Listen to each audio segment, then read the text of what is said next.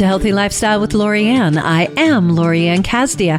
Our goal here at Healthy Lifestyle is to inspire, educate, and empower you to fulfill a healthy, emotional, spiritual, and physical life so you can feel empowered to live the life you have always wanted and dreamed. Well, welcome to this beautiful day. I hope everybody is having a great day.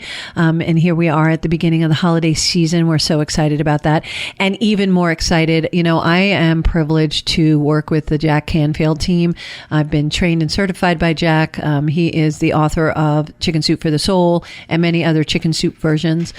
He is magnificent, but having that training in my background has really served me really well to serve my clients and carry on his legacy and his success principles. But today, we have the wonderful, great, amazing Jill, and she is currently a Jack Canfield Certified Trainer with the Success Principles as well.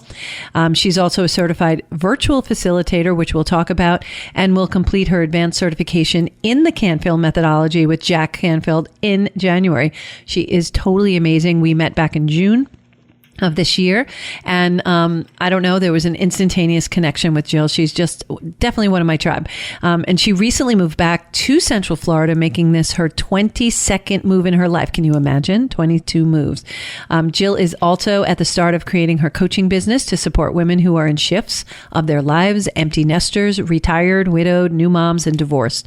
She has her BA in theater from the University of California, San Diego, and travels for her International Sorority, giving training classes at universities around the country. She's also known as the hat girl because every time you see her, she has a different hat on. She is known for that, and they're gorgeous. I also like hats. I collect hats, but I don't wear them as much as Jill does. And she was delighted to raise her 4 children around the world and happy to have found her passion in life. And she really wants to share what she has learned after some major unexpected shifts in her life, which we're going to talk about, which leads her to where she is today. We talk about this on the show all the time.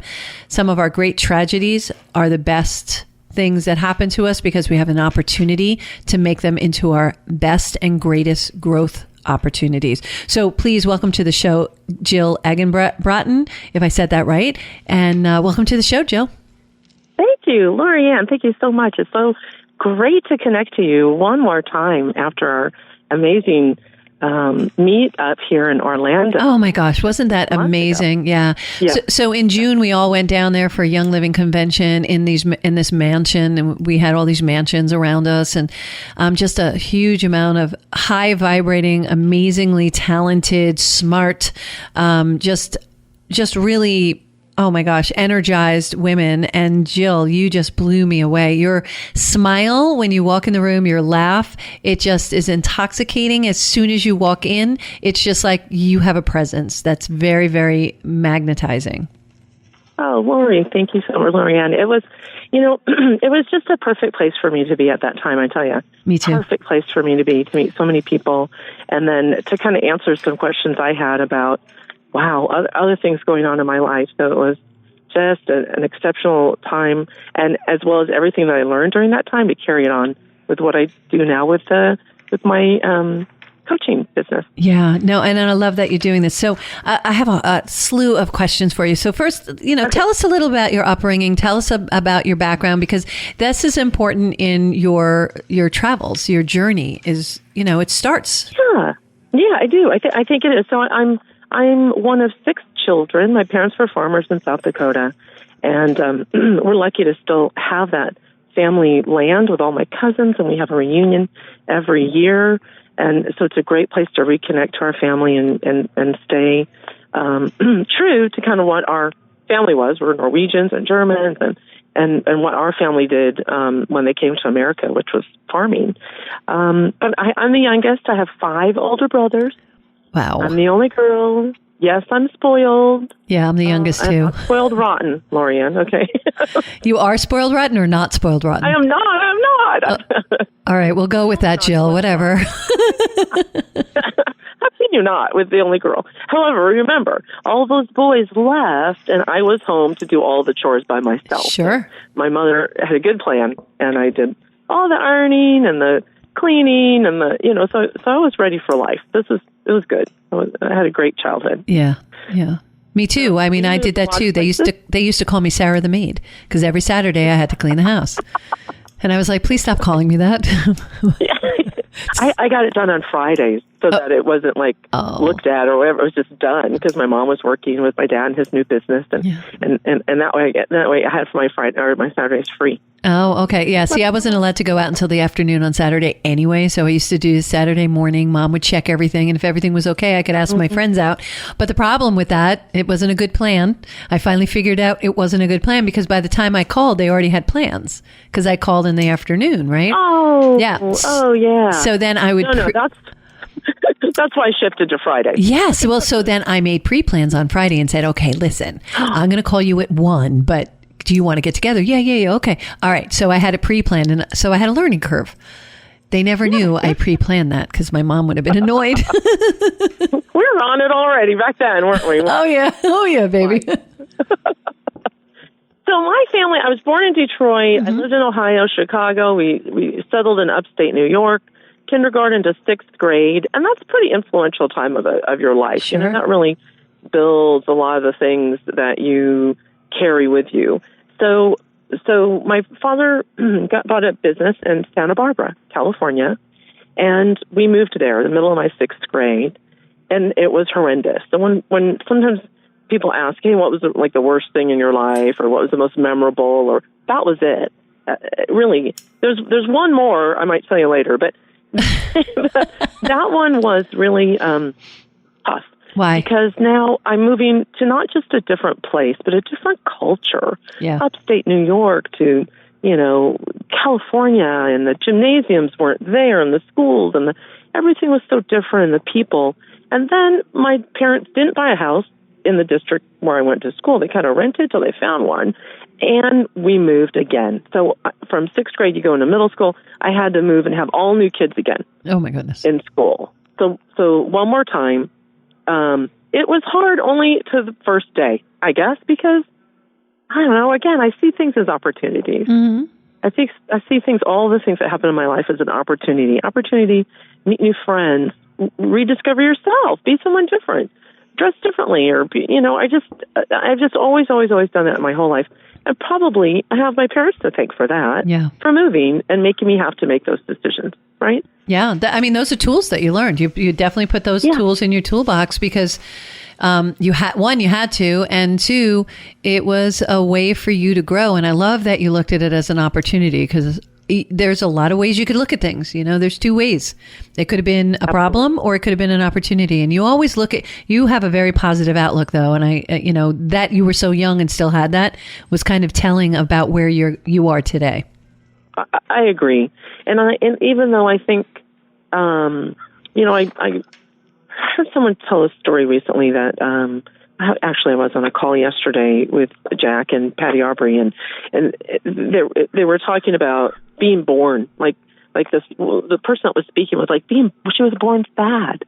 She was born with sadness in her already, and whether that's from this is a whole nother radio show. I can't create this conversation where that can come from as a child, but the fact that we can change it, and she shifted it, and she was able to make that change once she figured out what it was and ways that she can, love herself and love her life and be open to things. And so that's interesting because my niece was like that.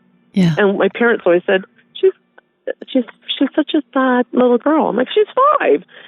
But you know what? She really was. Yeah. But she found the way now to open up her heart, to open up her understanding of her being, and to do things like meditation and affirmations and gratitude. And she's a totally different person now at 40.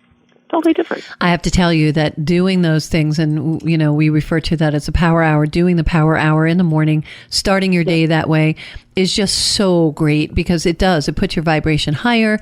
We talk about vibration on the show all the time. But for those of you who are new listeners, having that positive attitude, that's the high vibration that you literally vibrate higher. Your whole system does, all your cells do, sets you off in a much better mood. You've ever heard the expression, Jill, gotten up on the wrong side of the bed? Oh, yeah. Yeah. So if we can get up off the wrong side of the bed, start a day in a cranky way, or we can get up on the wrong side of the bed, start a day cranky, stop, it's in motion, because law of attraction is motion, right? So we have the motion of that cranky day, and you could stop it on a dime, say nope, no more, and change your attitude, become positive, become grateful. Just sit and think. If you don't want to write it down, which is always the better thing, but even if you don't want to write it down or can't, I will tell you, if you think of 10 things that you're grateful for, your whole vibration changes within that moment of doing those 10 things of gratitude. And I'm not saying, I'm grateful for the world. I'm grateful. You can if you want, but it could be as simple as I'm grateful for my pillow. I'm grateful for my bedspread. I'm grateful for my bed. I'm grateful for hot running water. Those simple things in life. And once you start thinking about it, it's like, you know what? I have a lot to be grateful for, because you just listed 10 within a matter of seconds. Just think. And there's always, and this is something that I grew up with, is there's always somebody in a much worse situation dealing much worse things than you're dealing with. So if you just put that back into perspective, it's not so bad. And then suddenly you see, if you open up to it and you don't close down and lock down to, oh my God, this is the worst thing in the world. When you're open to it, the answers come. And then it's not a big bad thing. It's okay. Things always work out for me is the phrase that I tell everybody to think about. Things are always working out for me, because that's what will happen. So you're now in your San Diego, you're in your 96th school learning these tools. What happens next? Santa Barbara. So I'm in Santa Barbara, and then things kind of huge for me. I had problems as a child. I would wake up with the same horrible nightmare and didn't know what it was, but it seemed like I had a flu, because it was 24 hours, high fever, throw up. And what are your parents back then? That was a flu, right? 24-hour flu. Right. Yep. Well, and when I turned 14, things kind of went really wrong, and it wasn't just a flu. It was 105 fever. They took me to the hospital. No one could really figure out until they started doing some big tests and scans and things like that, and realized that my left kidney, was not working. Was not only not working, it was larger than a quart jar filled with poison, ready to rupture and kill me, because the sepsis would be overwhelming. And so, it's like, whoa, it happened so fast to me, and I don't know how the people were affected around me. I'm sure my parents were, just terrified. Sure. But afterwards, the doctor came in, and he's just like, Jill, really, how did you live with this? He's like, we don't get it. It was a birth defect. It didn't let the stuff come out of my kidney go out. So that's why they couldn't realize it. But not a lot always came in. And he goes, I don't understand. He goes, an adult would be in here saying, I'm dying with kidney stones, right? He's like, I can't believe that you've gone this long. And I said, you know what? I don't know. My parents told me it was a flu. So in my head, it's the flu. Yeah. And this is what the flu feels like. This is the pain of the flu. He goes, Jill, this is not the pain of the flu, but wow. And when I look back on that, Lori Anne, I think about the power that we have to make our circumstance different. Absolutely. Like how we view it, how we see it when we talk about those affirmations. And I'm so happy and grateful that now I'm running my, coaching business and helping people all over the world. Even though it hasn't completely started, but that's my affirmation. No, but it has completely started. You've already set it in motion by saying that affirmation. Right. So, and it's so funny, your story, because I'm sitting here remembering, and to this day, I never take my temperature, because as soon as, and I found this out when I was a lot younger, as soon as I found out I had a temperature, I felt sicker. But if I didn't know, I would just do what I did, because I don't feel good, but it's not, and I have a very high pain tolerance anyway, but I would just go along. So I wouldn't take the temperature. I'm like, my mom was like, let's take your temperature. I'm like, let's not, because I don't want to know, because then all of a sudden I'm like, I got to go to bed, and it's all in our mind. And so is success. And so is achievement. And so is everything that we do on a daily basis. It's all in our head. Catastrophic response. That's me with knowing how much, what my temperature is, versus anastrophic, which is a positive response and not expecting to fall off the roof of a building, when you're standing on the ground. It's not going to happen. But we are prone to be thinking in a way of catastrophic, and the way we're brought up and taught, as opposed to looking at things from the positive perspective. So I'm sure you've heard this. I say this all the time, is I use the 2 camera lenses. It's camera 1, camera 2. Camera 1 is my ego. And you're in your ego when any emotion is attached to it. And camera 2 is my observer. The faster I can get from my ego to my observer, the better off I am, because now I'm observing my life as if someone else was, and I make better choices because it's not emotionally based. Right. And that's what you're doing with affirmations. You're putting out affirmations, but these are connected with your emotions. These are connected with your 5 senses. You should smell the success. You should taste the success. You should feel what that success feels like. And you should feel the joy that you get from helping other people and the success that is derived from it, right? Right. Absolutely.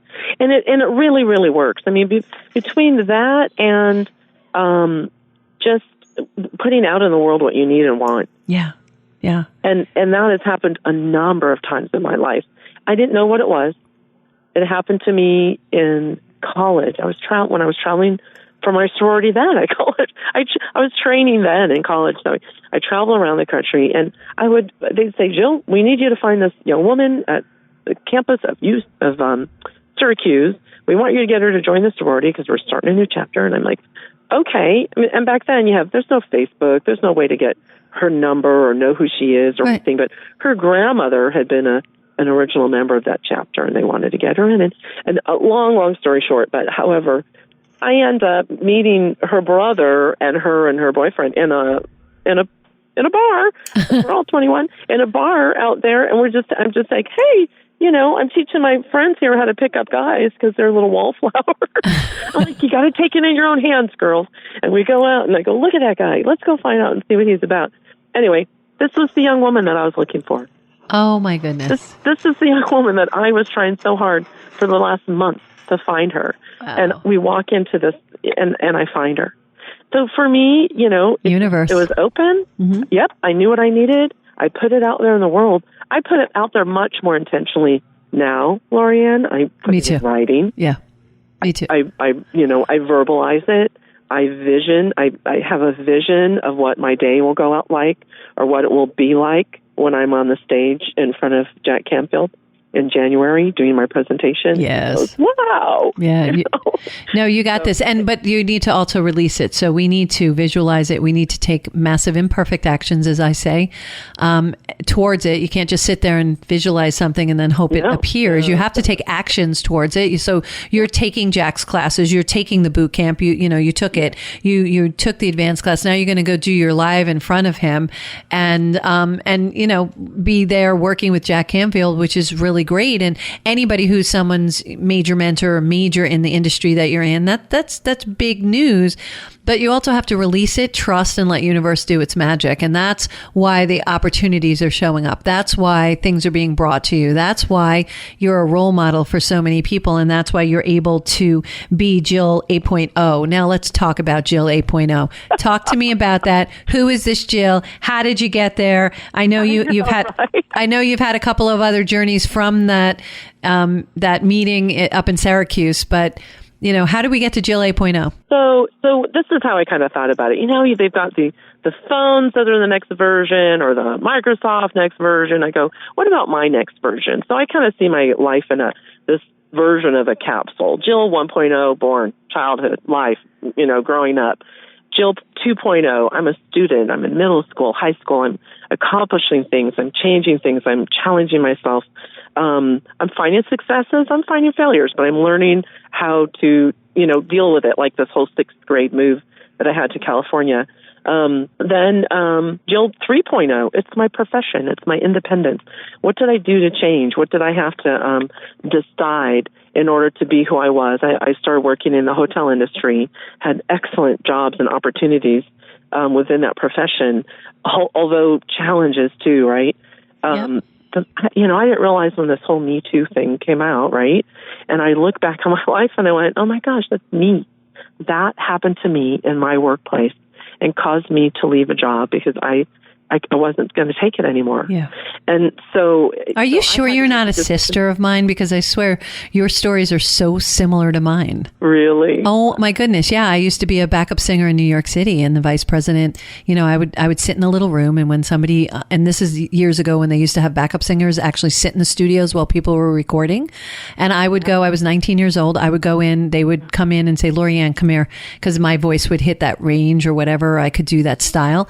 And I would go in there for like Lisa, Michael Jackson. I'm on albums for that. Oh my gosh, I'll have to finish the story. But anyway, vice president comes down, says, I want to give you a contract. We go upstairs to his office to do the contract. I'm so excited. Of course, he makes improper advances and I'm crushed. And I take my voice away for 10 years. You are listening to Healthy Lifestyle with Lori Anne, and we're going to take a short break, come back. I'll finish my story. We'll get back to Jill's story and watch what Jill 8.0 really means and the great tsunami she's creating in such a positive way out in the world. We'll be right back.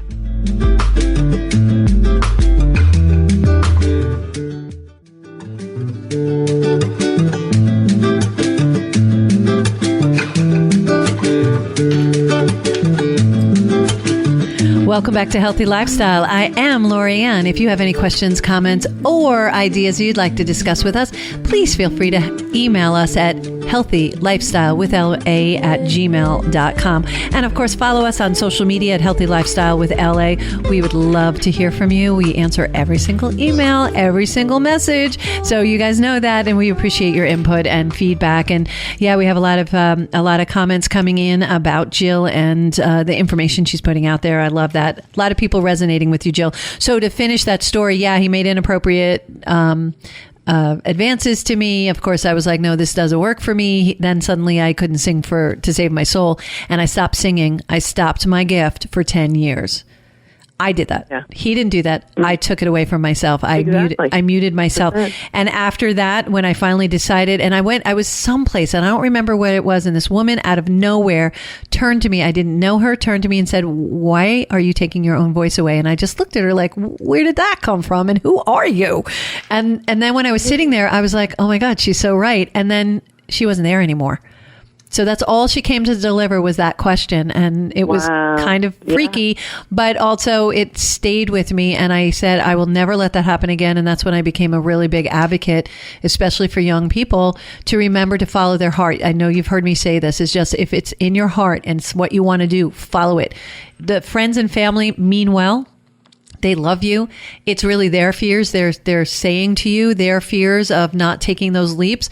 If you really believe in yourself, if you really believe this is what you want to do and it makes you joyous and happy, don't worry, you'll figure it out. And that's what you're doing in Jill 8.0. Yes, I am. I have had a few more points. Go ahead. Go. Which was, of course, wife, right? Yeah. Now you become wife, which is relationships and what your roles are. And how, finally, here's the baby of the family. She's married. And within an 18-month time period, my mother dies suddenly at 56. I lost my dream job. The company went down. It was like everything's perfect. Now everything's... So my mom's gone. I lost my dream job. I became pregnant, but now I have no mom. I have no friends that are married. I'm going to do this on my own. And then my husband at the time came home and said, hey, what do you think about moving to Hong Kong? Yikes.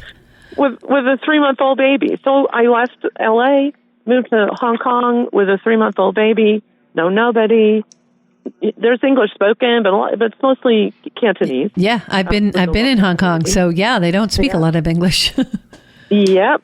And so it's like, okay, I can do this for 2 years. 2 years, right? I could do this for 2 years. Which turned into 2 more. So 9 years later, 3 more babies. Now I've got 4 children. And that's the wife and the mother, right? Shift of decisions. Yep. And how do you do it? And all the people. It was a fabulous time in my life. Would never have changed anything for that. And then guess what? 6.0, 28 years later, comes divorce. Yep. So blindsided. Didn't really see it. Knew things were unhappy. And, when you talk about your voice, my throat chakra, I do Reiki and I love to do meditation and see energy flows. And my throat chakra was blocked. because I wasn't saying what I needed to say. Yeah. I wasn't saying what I needed to share and ask for in that relationship and in that family, because I'm not really sure why, other than perhaps the role modeling that we saw in generations before, but not strong enough or loud enough or whatever. I'm not a yeller. We weren't yellers, we were communicators, but that happened. That came to me. And so what happens? Your whole head just sort of explodes, and you think, now what? Yeah. Now what am I going to do? And where I haven't worked out of my home for 24 years. Yeah. However, when I realized this, the first thing I did, I felt panic, and then I felt relief, because I said, do you know what, Jill? You've just given the opportunity to go on a redo. Yeah. Redo and be who, and nobody asking questions. Do what you want to do. Yeah, build it bigger and better. So I flip that around, I would say, in 30 seconds, because that's who I am. Yes. For other people, it takes a longer time. But you have to know there's more out there for you too. And as they say, door closes, door opens. Yep. Doesn't mean it was easy. Doesn't mean it wasn't, didn't have emotion and difficulties, and still does. Family gatherings when you don't speak to your ex and the kids don't, and that's difficult, because that wasn't part of my dream, but I'm recreating a new dream. Right? What the new family looks like. But look at how beautiful that is. Look at how beautiful that is, is that you took something and you could have stayed stuck. And stuck is okay if that's where you wanted to stay, but you didn't stay stuck. You turned around and was like, okay, I'm going to build it bigger. I'm going to build it better. I'm going to make it beautiful, and I'm going to make it my vision now and really have my voice in it. And you got your throat chakra back, as well as your heart chakra, actually. Yeah. Yep. So 7.0 now is, entrepreneur, new job. I got a job offer. Here's another one of those things. I didn't physically put it out there, but I did in my head. I said, I need to move out of Florida. How can I do this? What can I do? I've never moved with my intention, right? It was always my ex-husband's work, which was great, fine for me. Always happy to move to a new adventure. But this time it was me, and I had to make the decision. And I would make the mistake if it was the wrong one. But my friend from 30 years ago, she contacted me and said, Jill, I'm looking for someone to be a director of lifestyles for a 5-star senior living community in upscale Dallas.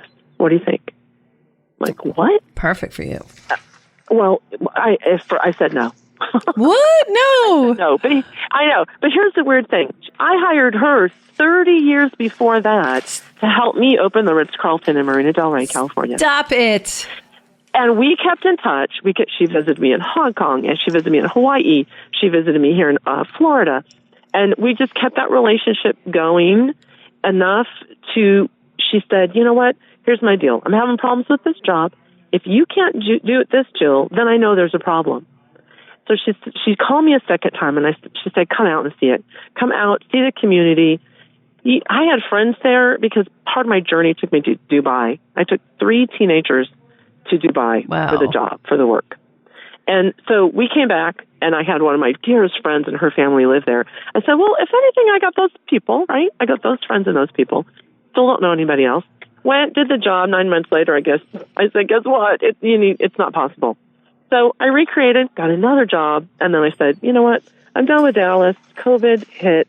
COVID was tough, but I did work with patients. I was a accountability coach for people taking their blood pressure and glucose readings at home. Okay. It was a home monitoring program. It was a new program. I got a chance to grow something and be new and create, which is what I love to do. Yeah. But decided, nope, back to Florida.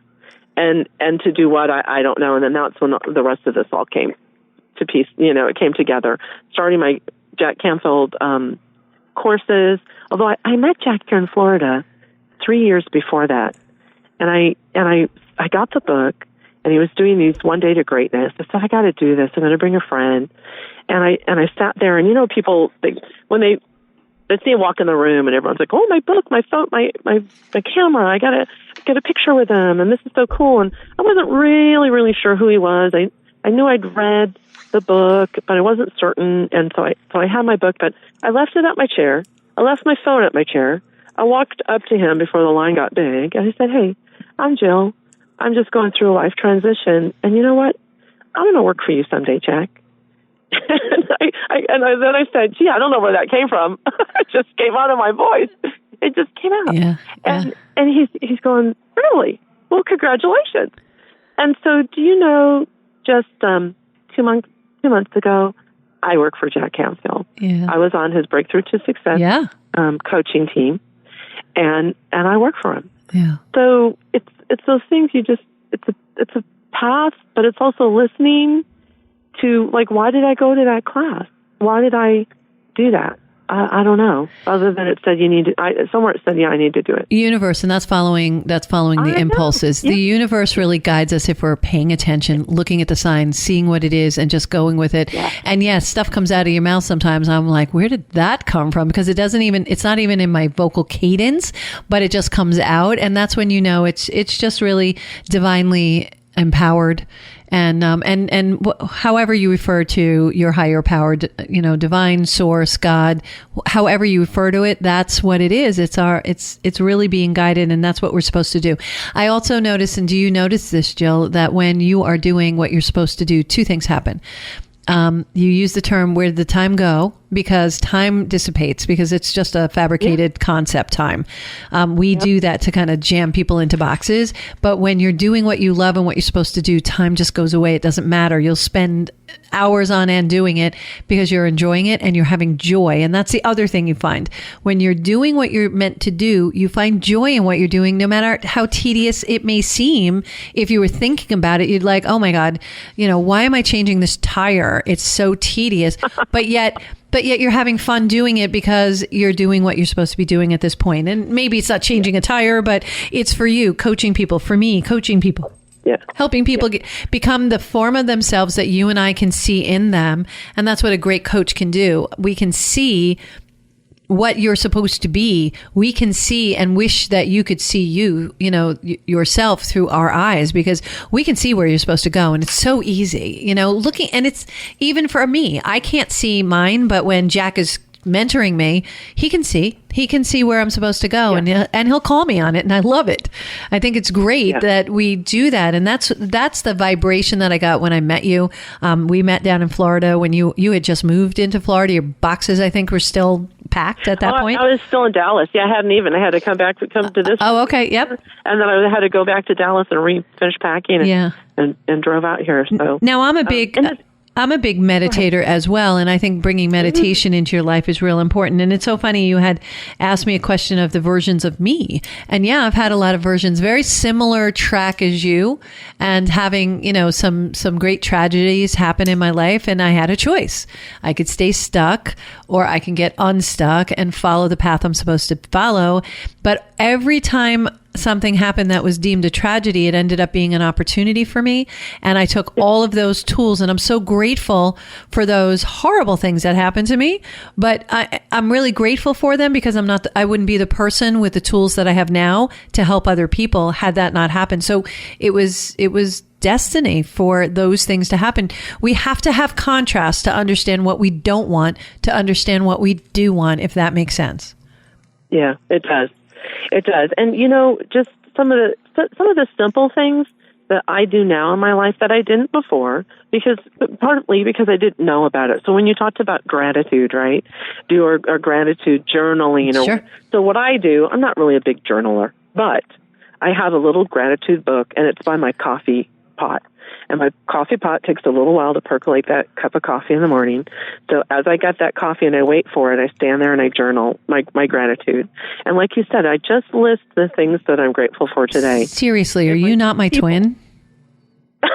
I'm serious. I do the same thing. I'm not a big journaler, but I do my gratitude, and I do it while I'm waiting for my coffee to oh my gosh. Yes, because it fits into my day, right? Yep. I mean, I could do pockets, the dishwasher. I could do something else. I go, no, this is what I need to do for me. Yes. Because it does. It sets our morning up for a that higher level of vibration. Yes.